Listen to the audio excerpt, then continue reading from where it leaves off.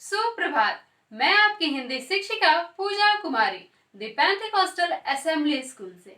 आज का यह वीडियो कक्षा 5 के बच्चों के लिए है।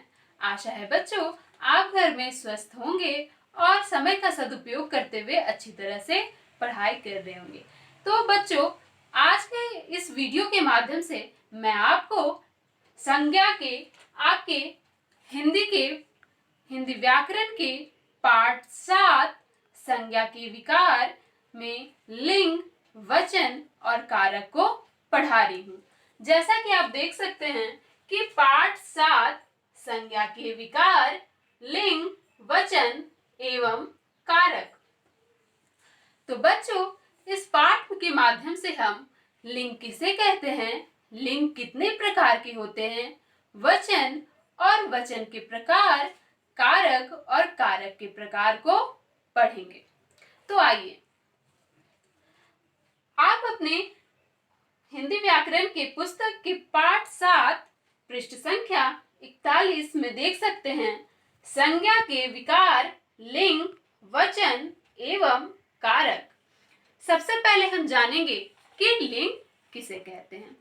जैसा कि बच्चों आप आसपास अनेक लोग देखते हैं जिससे आपको पता चलता है कि यह स्त्री जाति है या पुरुष जाति का बोध होता है। तो सबसे पहले हम जानेंगे कि लिंग की परिभाषा क्या होती है।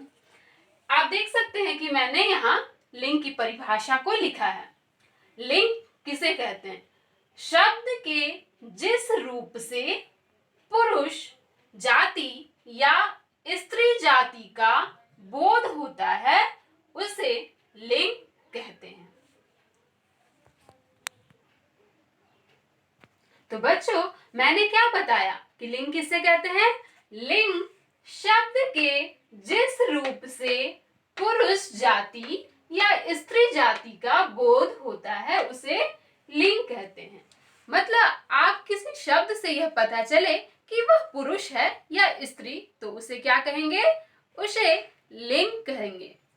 जैसा आप देख सकते हैं कि विभिन्न लिंग पुरुष जाति और स्त्री जाति का आप कैसे पता लगाएंगे कि कौन से पुरुष जाति का है या स्त्री जाति का। तो मैंने यहाँ पर अन्य उदाहरण दिए हैं। जैसे अध्यापक, अध्यापक जो है वो पुरुष जाति का बोध कराता है। वहीं अध्यापिका, अध्यापिका क्योंकि वह स्त्री है इसलिए वह स्त्री जाति का बोध कराती है। गायक, गायक जो पुरुष जाति का होता है और गायक उसे कहते हैं। लेकिन जो स्त्री जो गाना गाती है या गीत गाती है उसे गायिका कहते हैं। तो गायिका स्त्री जाति का बोध कराती है और गायक पुरुष जाति का बोध कराता है। उसी प्रकार जो आप धोबी कहते हैं तो धोबी क्या है? वह एक पुरुष होता है, उसे धोबी कहते हैं। परंतु स्त्री जो कपड़े धोती है उसे क्या कहेंगे? उसे धोबिन कहेंगे। तो उसे पता चलता है धोबी शब्द से कि वह स्त्री जाति की है।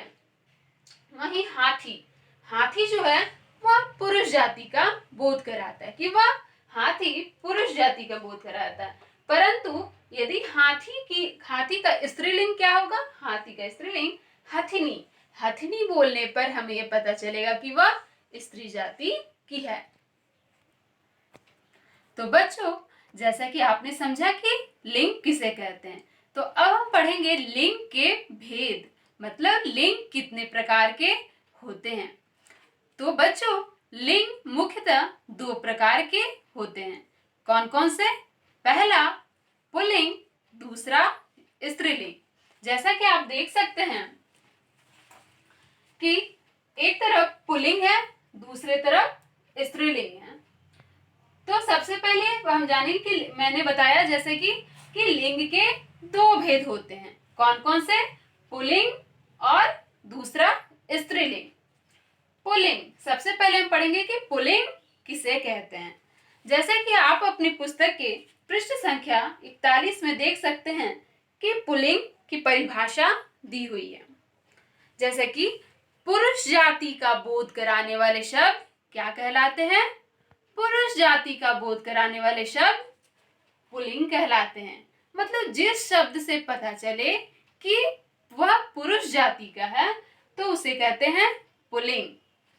परंतु अब जानेंगे कि स्त्रीलिंग किसे कहते हैं। जैसा कि मैंने बताया, जिससे स्त्री जाति का बोध कराने वाले शब्द स्त्रीलिंग कहलाते हैं। क्या स्त्रीलिंग किसे कहते हैं? स्त्री जाति का बोध कराने वाले शब्द स्त्रीलिंग कहते हैं। जैसे कि मैंने यहाँ कुछ उदाहरण लिखा हुआ है जिससे हम समझेंगे कि हम पुल्लिंग और स्त्रीलिंग को कैसे पहचानेंगे। आप देख सकते हैं कि पहला वाक्य है, कुम्हार घड़ा बना रहा है। क्या वाक्य है? कुम्हार घड़ा बना रहा है। तो यहाँ कुम्हार क्या हो जाएगा? कुम्हार पुरुष जाति का बोध करा रहा है। कुम्हार किसे कहते हैं? जो बर्तन बनाता है। मिट्टी के बर्तन बनाने वाले को कुम्हार कहते हैं। तो वाक्य है कि कुम्हार घड़ा बना रहा है, तो आप ये पहचान जाएंगे कि कुम्हार पुल्लिंग जाति का बोध करा रहा है। परंतु दूसरी तरफ आप देख सकते हैं कि कुम्हारिन घड़े सुखा रही है। कुम्हारिन मतलब वो स्त्री जाति का बोध करा रही है। कुम्हारिन शब्द से जो स्त्री जाति घड़े या मिट्टी के बर्तन बनाती है उसे कुम्हारिन कहते हैं। तो कुम्हारिन घड़े सुखा रही है, तो कुम्हारिन क्या हो जाएगा? स्त्रीलिंग। दूसरा वाक्य, मोर नाच रहा है। मोर नाच रहा है, तो यहाँ मोर हो जाएगा पुल्लिंग। परंतु यहाँ आप देख सकते हैं कि दूसरा वाक्य कि मोरनी दाना चुग रही है। मोर पुल्लिंग क्योंकि वो मोर पुरुष जाति का है, परंतु मोरनी शब्द से स्त्री जाति का पता चलता है। तो मोरनी दाना चुग रही है, इस वाक्य में मोरनी स्त्रीलिंग होगी। तीसरा वाक्य, बालक फुटबॉल खेल रहा है। देख सकते हैं कि आप, बालक फुटबॉल खेल रहा है, तो बालक क्या हो जाएगा? बालक पुल्लिंग। बालक क्या हो जाएगा? पुल्लिंग। परंतु यहाँ तीसरा वाक्य स्त्रीलिंग का तीसरा वाक्य आप देख सकते हैं, अध्यापिका पाठ पढ़ा रही है।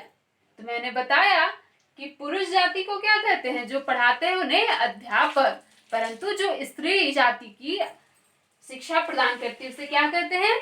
अध्यापिका। तो इस वाक्य में अध्यापिका पाठ पढ़ा रही है, तो अध्यापिका क्या हो जाएगा? अध्यापिका स्त्रीलिंग। इस प्रकार बच्चों आप पुल्लिंग और स्त्रीलिंग शब्द की पहचान कर सकते हैं। जैसा कि बच्चों आपने पढ़ा कि लिंग किसे कहते हैं और लिंग के कितने भेद होते हैं, तो अब हम पढ़ेंगे वचन किसे कहते हैं और वचन के कितने भेद होते हैं। तो वचन, सबसे पहले हम जानेंगे कि वचन की परिभाषा क्या होती है। तो देख सकते हैं कि वचन जो शब्द हमें वस्तुओं के एक या अनेक होने का बोध कराते हैं उसे वचन कहते हैं। वह क्या कहलाते हैं? जो शब्द हमें एक या एक से अधिक होने का बोध कराते हैं उसे क्या कहते हैं? वचन। मतलब जैसे कि आप किसी वस्तु को देख के पता चले कि वह एक है या अनेक, उसे कहते हैं वचन। जैसे कि आप अपनी पुस्तक हिंदी व्याकरण की पुस्तक के पृष्ठ संख्या 49 में देख सकते हैं कि वचन की परिभाषा दी हुई है। इसे आप घर में अध्ययन करेंगे। जैसा कि मैंने बताया कि जो शब्द हमें वस्तुओं के एक या एक से अधिक होने का बोध कराते हैं उसे वचन कहते हैं। यहाँ मैंने कुछ उदाहरण दिए गए हैं, जैसे आप पहचानेंगे कि वह वचन की एक है या अनेक। थैला, आप देख सकते हैं कि पहला शब्द है थैला, तो थैला शब्द से पता चला कि एक थैला है, परंतु थैले मतलब थैला शब्द से पता चला कि एक थैला है, परंतु थैले मतलब एक से अधिक थैले हैं।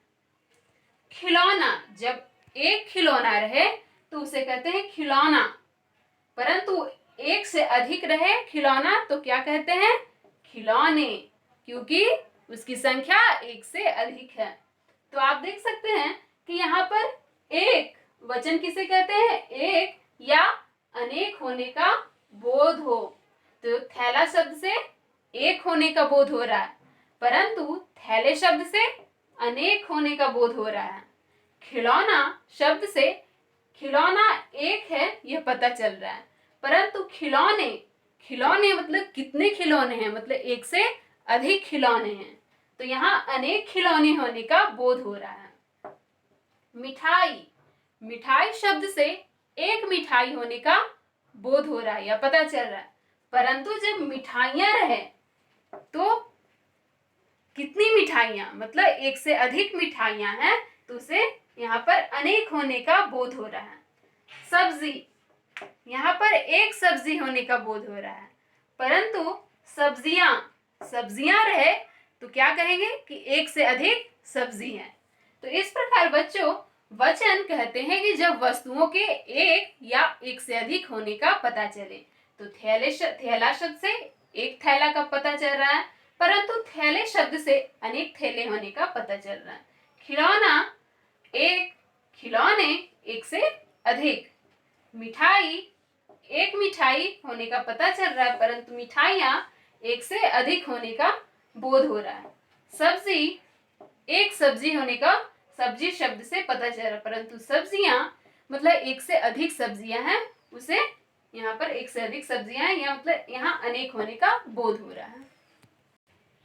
बच्चों हमने पढ़ा कि वचन किसे कहते हैं, तो अब हम पढ़ेंगे कि वचन के कितने भेद होते हैं। तो देख सकते हैं कि वचन के भेद, वचन के दो रूप होते हैं। वचन के कितने रूप होते हैं? वचन दो प्रकार के होते हैं, मतलब वचन के दो रूप होते हैं। कौन कौन से? एक वचन, दूसरा बहुवचन। कितने होते हैं? वचन के दो प्रकार होते हैं, पहला एक वचन, दूसरा बहुवचन। एक वचन, अब हम जानेंगे कि एक वचन किसे कहते हैं। शब्द के जिस रूप से उसके एक संख्या होने का पता चले उसे एक वचन कहते हैं। कि एक लड़के हैं, एक आम है, एक पत्ता है, मतलब शब्द के जिस रूप से एक संख्या का पता चले कि वह एक है, तो उसे कहेंगे एक वचन। परंतु बहुवचन, शब्द के जिस रूप से उसके संख्या के एक से अधिक होने का पता चले उसे क्या कहेंगे? बहुवचन। जैसा कि मैंने बताया कि लिंग शब्द के जिस रूप से शब्द के एक वचन या एक से अधिक होने का पता चले उसे लिंग, उसे वचन कहते हैं। उसे क्या कहते हैं? वचन। वचन के कितने रूप होते हैं? वचन के दो रूप होते हैं। कौन कौन से? एक वचन, बहुवचन। एक वचन किसे कहते हैं? शब्द के जिस रूप से एक संख्या का पता चले उसे एक वचन कहते हैं। परंतु बहुवचन शब्द के जिस रूप से उसके एक से अधिक होने का पता चले उसे बहुवचन कहते हैं। जैसे यहाँ अनेक प्रकार के उदाहरण दिए गए हैं। जैसे पहला, पत्ता उड़ रहा है। आप देख सकते हैं कि पत्ता, तो यहाँ क्या पता चल रहा है कि एक पत्ता है। यदि एक से अधिक होता, जैसे पत्ते यदि होता तो वो बहुवचन में वाक्य आ जाता, हो जाता, लेकिन यहाँ है पत्ता, मतलब यहाँ एक पत्ता होने का बोध हो रहा है, तो ये हो जाएगा एक वचन। वहीं आप देख सकते हैं कि चिड़िया दाना चुग रही है। चिड़िया, यदि चिड़िया हो जाएगा बहुवचन, क्योंकि यहाँ पता चले कि एक से अधिक चिड़िया है। बच्चा, यहाँ आप देख सकते हैं दूसरी ओर, आप ध्यान देंगे कि दूसरा वाक्य है बच्चा साइकिल चला रहा है।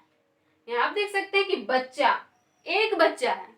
यदि यहाँ बच्चा एक संख्या होने का पता चल रहा है, परंतु बच्चे रहता तो वह बहुवचन में आ जाता, क्योंकि बच्चे मतलब कि एक से अधिक होने का पता चले तो उसे बहुवचन कहते हैं। तो यहाँ बच्चा साइकिल चला रहा है, तो यहाँ एक बच्चा का पता चल रहा है, तो वह एक वचन में वाक्य होगा।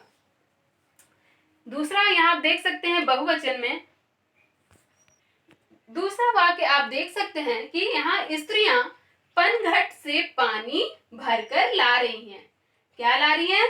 स्त्रियां पनघट से पानी भरकर ला रही हैं। स्त्रियां मतलब यहाँ पर यदि एक स्त्री होती तो स्त्री शब्द का प्रयोग होता, परंतु एक से अधिक स्त्री है तब हो जाएगा स्त्रियां। मतलब कितनी स्त्रियां, एक से अधिक हैं तो स्त्रियां शब्द हो जाएगा बहुवचन। उसी प्रकार सड़क बहुत लंबी है। सड़क, यदि यहाँ एक संख्या एक का पता चल रहा है, मैंने क्या कहा कि एक वचन की पहचान कैसे करेंगे, जहां पर एक संख्या का पता चले। सड़क बहुत लंबी है, यहाँ एक सड़क का पता चल रहा है, परंतु यदि रहता सड़कें बहुत लंबी हैं तब वो बहुवचन में वाक्य हो जाता, परंतु सड़क बहुत लंबी है, यह हो जाएगा सड़क एक वचन। आप देख सकते हैं कि विद्यार्थियों ने पाठ याद किया। विद्यार्थियों मतलब कि एक विद्यार्थी नहीं है, मतलब एक से अधिक विद्यार्थी है, इसलिए विद्यार्थियों शब्द का प्रयोग हुआ है। यहाँ आप देख सकते हैं कि यह वाक्य बहुवचन में होगा, क्योंकि यहाँ पर एक विद्यार्थी नहीं है, एक से अधिक विद्यार्थी है, इसलिए विद्यार्थियों ने पाठ याद किया, तो विद्यार्थियों ने हो जाएगा बहुवचन। तो बच्चों, हमने पढ़ा कि लिंग किसे कहते हैं, लिंग के भेद, वचन और वचन के भेद। अब हम पढ़ेंगे कारक। कारक किसे कहते हैं, तो आइए कारक की परिभाषा को हम जानते हैं।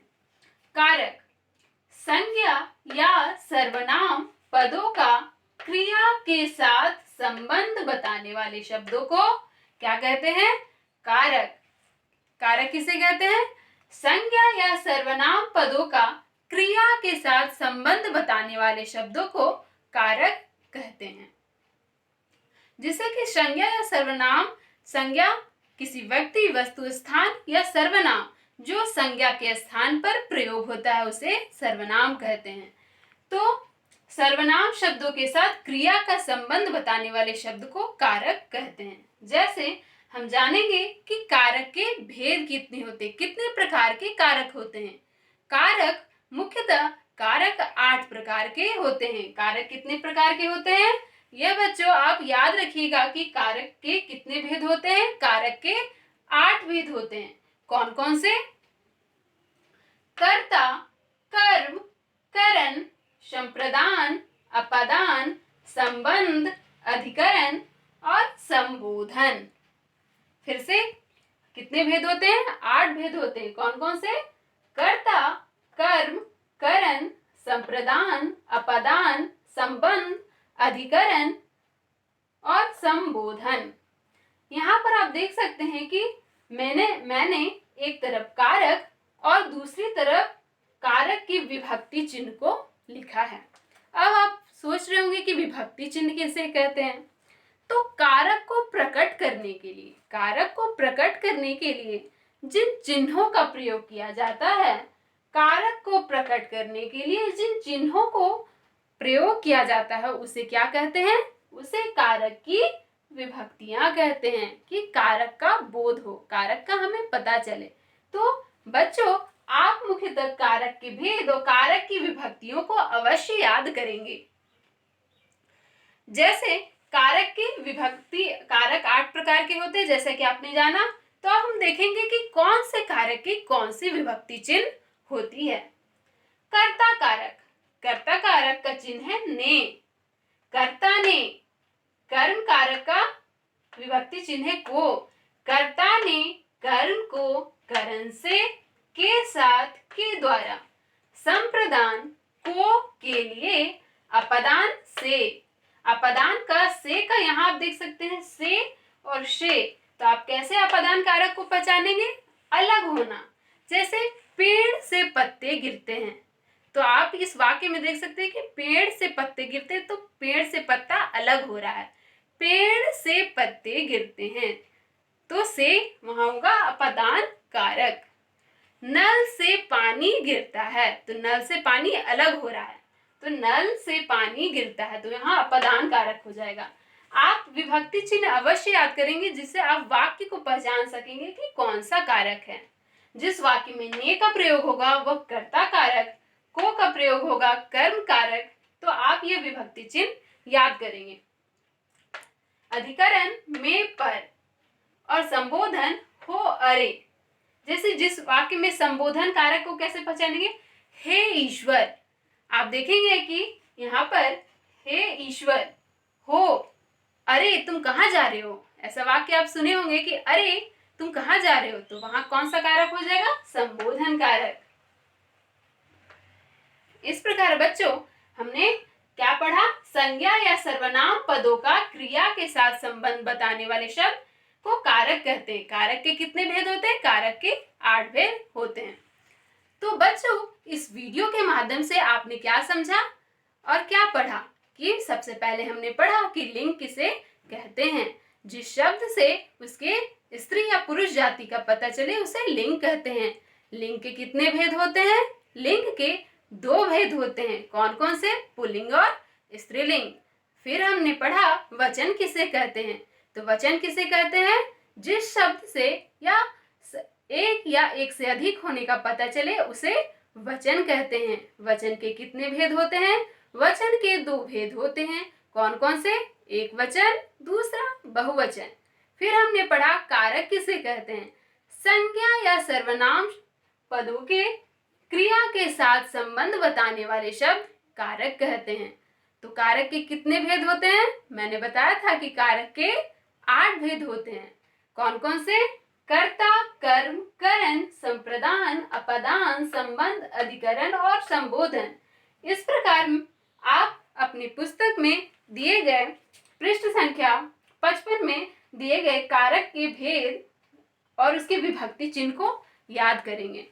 आशा है बच्चों इस वीडियो के माध्यम से आपने लिंग और लिंग के प्रकार, वचन, वचन के प्रकार और कारक, कारक के भेद को समझ गए होंगे।